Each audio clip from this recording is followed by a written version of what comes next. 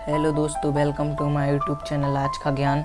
दोस्तों, आज की वीडियो में हम आपको आत्मा से परिचय कराएंगे। आपको बताएंगे कि आत्मा क्या है, क्या होता है जब आत्मा शरीर छोड़ती है, आत्मा के मार्ग क्या क्या हैं, आत्मा के प्रकार क्या क्या हैं। तो बिना किसी टाइम वेस्ट किए हुए बढ़ते हैं वीडियो की ओर। सबसे पहले बात करें आत्मा का परिचय। गीता के दूसरे अध्याय में आत्मा का वर्णन है। सृष्टि की आत्मा और प्रकृति के मिलन से बनी है। आत्मा अपरिवर्तनशील, सर्वव्यापी, आजन्मा, अव्यक्त और विकार रहित है, लेकिन प्रकृति विकार वाली और परिवर्तनशील है। इस संसार में हमें जो भी बदलाव दिखाई देता है वह प्रकृति में होता है, आत्मा में नहीं। हाँ, लेकिन ये बदलाव आत्मा के आधार से होता है। प्रकृति के 5 तत्व हैं: पृथ्वी, जल, अग्नि, वायु और आकाश। ये पांचों तत्व संसार की हर वस्तु में मौजूद हैं। प्रकृति में बदलाव इन्हीं 5 तत्वों व 3 गुणों सत्व, रज और तम की वजह से होता है।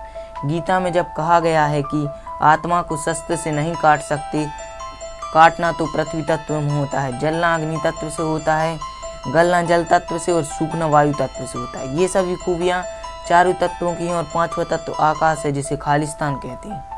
बाकी 4 तत्व आकाश तत्व के आधार पर ही काम करते हैं। आत्मा तो 5वें तत्व से परे है, तो काटना, जलना, गलना व सूखना ये सभी प्रकृति से बने शरीर या दूसरी वस्तुओं में ही संभव है, आत्मा में नहीं। विज्ञान में इन 5 तत्वों का शोध होता है।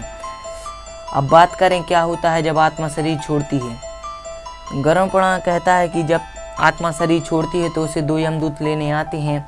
जैसे हमारे कर्म होते हैं उसी आधार पर वो हमें ले जाती हैं। अगर मरने वाला सज्जन पुण्यात्मा है तो प्राण निकलने में कोई पीड़ा नहीं होती है, लेकिन अगर वो दुराचारी या पापी हो तो उसे बहुत तरह की पीड़ा सहनी पड़ती है। पुण्यात्मा को सम्मान से और दुरात्मा को दंड देते हुए ले जाया जाता है।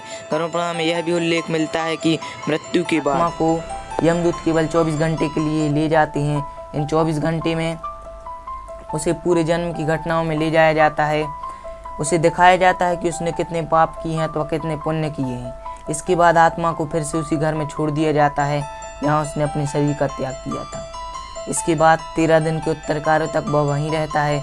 13 दिन के बाद वह यमलोक की यात्रा के लिए निकल जाता है। अब बात करें आत्मा की गतियों की, तो वेदों, गरुड़ पुराण और उपनिषदों के अनुसार मृत्यु के बाद आत्मा की 8 दशा हैं, जिसे गति कहते हैं। इसे मूलतः 2 भागों में बांटा जाता है। पहला आगति और दूसरा गति।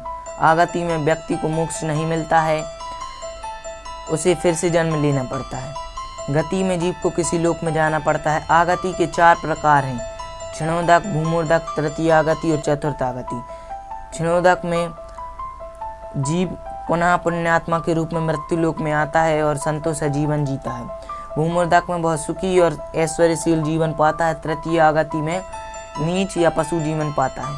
चतुर्थागति में कीट कीड़ा जीवन जीता है।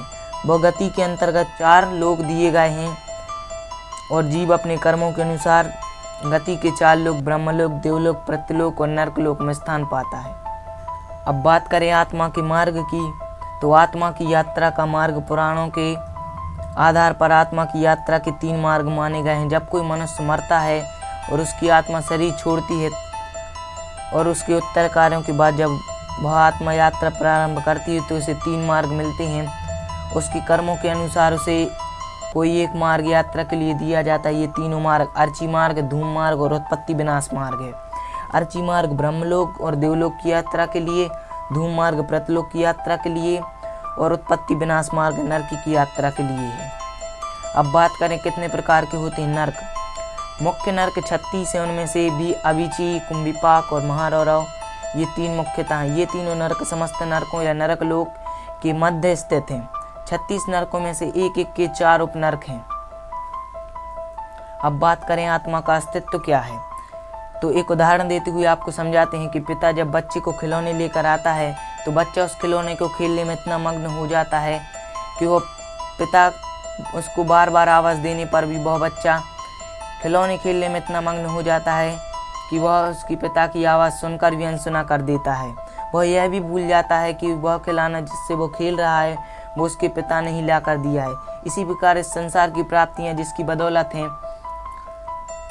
इंसान उसी को भूल जाता है। यह जो मानव जीवन मिला है इसे केवल संसार तक सीमित न रहकर इसे सत्य की जानकारी के लिए जीवन की यात्रा तय करना है।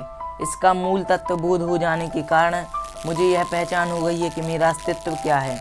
मैं केवल शरीर नहीं हूँ, मैं तो आत्मा हूँ जो एक परमात्मा का अंश है। परमात्मा ना हिंदू है, ना मुसलमान, ना सिख है, ना ईसाई, ना यहूदी है। परमात्मा से सारा संसार उपजा है, जड़ चेतन दृश्य आदृश्य, जिसकी बदौलत है मैं इसी का अंश हूँ। जिस प्रकार बादलों के छा जाने से पर्वतों की खूबसूरती नजर नहीं आती, अज्ञानता के गुब्बारे के हम पर हकीकत की सच्चाई नहीं देख पाते हैं। आत्मा एक ऐसी जीवन शक्ति है जिसके बल पर हमारा शरीर जिंदा रहता है। यह एक शक्ति है, कोई व्यक्ति नहीं। जब जीवन शक्ति के बिना हमारे प्राण छूट जाते हैं और हम मिट्टी में फिर से मिल जाते हैं, जहाँ से शरीर आत्मा या जीवन शक्ति निकलती है, तो शरीर मर जाता है और वहीं लौट जाता है जहाँ से निकला था, यानी मिट्टी में। उसी तरह जीवन शक्ति भी वहीं लौट जाती है जहाँ से वो आई थी, यानी परमात्मा के पास। तो वीडियो अगर आपको अच्छी लगी हो तो वीडियो को लाइक करना ना भूलें, चैनल को सब्सक्राइब कर लें एंड बेल आइकन को ऑल पे प्रेस कर दें। धन्यवाद।